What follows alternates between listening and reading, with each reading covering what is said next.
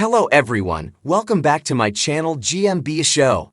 I hope everyone is having a wonderful day. The Chase host Bradley Walsh was left in hysterics after hearing one contestant's job, which he jokingly said was a game over moment before he was forced to let him through. On last night's episode of The Chase, host Bradley Walsh was inches away from bringing one contestant's appearance to an abrupt end. Contestant Ruman from Manchester left Bradley momentarily stunned after disclosing his occupation. The popular ITV quiz show featured four new hopefuls eager to challenge the chaser, with Sally, Ruman, Sharon, and Taven stepping up for the ultimate test of knowledge. Following the elimination of Taven and Sharon, it was 23-year-old Ruman's turn to face Sean Wallace, known as the Dark Destroyer, reports the Liverpool Echo. When Ruman revealed, "I'm a tax advisor, Brad," Bradley humorously quipped, "And for you, the chase is over," seemingly taken aback by his profession. After coming to terms with Ruman's line of work, Bradley swiftly reassured him, "Right, you're back in the game." Ruman's support for Derby County football team also caught Bradley off guard. The exchanges between Ruman and the show's host were lighthearted, even prompting the chaser, Sean Wallace, to chime in with a joke.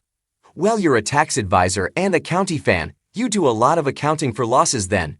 With a chuckle, Ruman simply responded, "Good one," before diving into the quiz.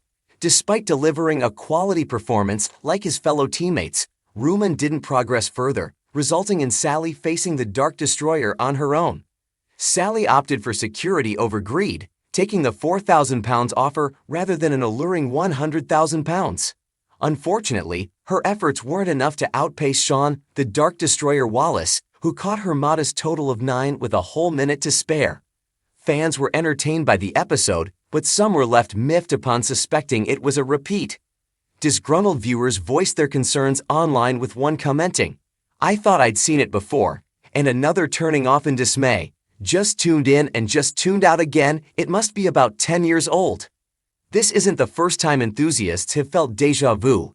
The previous evening also served up a familiar episode, which many had anticipated to be fresh material.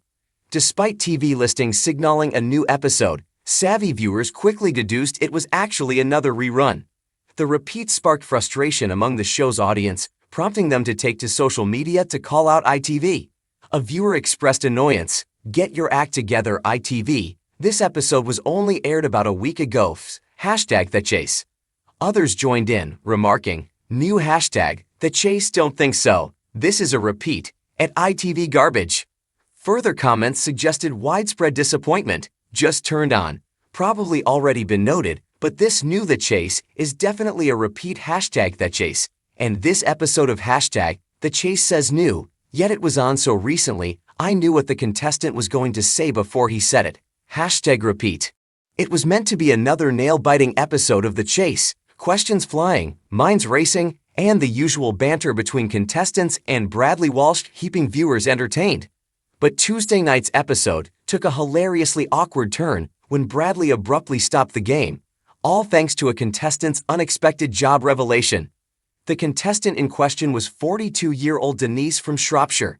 Cheerful, sharp-witted, and dressed in a sunflower yellow blouse that instantly caught Bradley's eye, Denise introduced herself with a confident smile.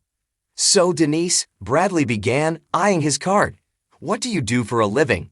Without missing a beat, Denise replied, "I'm a professional dominatrix." There was a moment of absolute silence. Then Bradley blinked, glanced at the camera, and choked back a laugh. "Sorry, you're a what?" "A professional dominatrix," Denise repeated cheerfully, as though she'd just said she was a florist. The studio audience gasped. One contestant covered their mouth, while another burst into a nervous giggle. Even the chaser, and the Governess Hegarty, raised her eyebrows with rare surprise.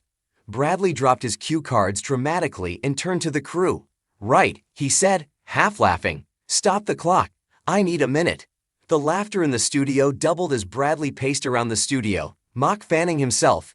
"In all my years on this show, we've had doctors, teachers, postmen, pigeon trainers, but this is a first." Denise grinned proudly, clearly enjoying the chaos. "I find it very empowering," she added, which only sent Bradley into another fit of laughter. "You know what?" he finally said, composing himself. "Respect. But I'm going to struggle to ask serious questions now, Denise. I mean, how can I ask you about the capital of Peru when I'm thinking about whips and chains? The audience roared.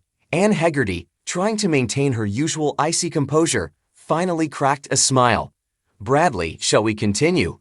Or would you like to sit down and write a memoir about this moment first? Carry on, Bradley echoed. I might need counseling after this. Eventually, the game resumed, but the atmosphere had totally changed.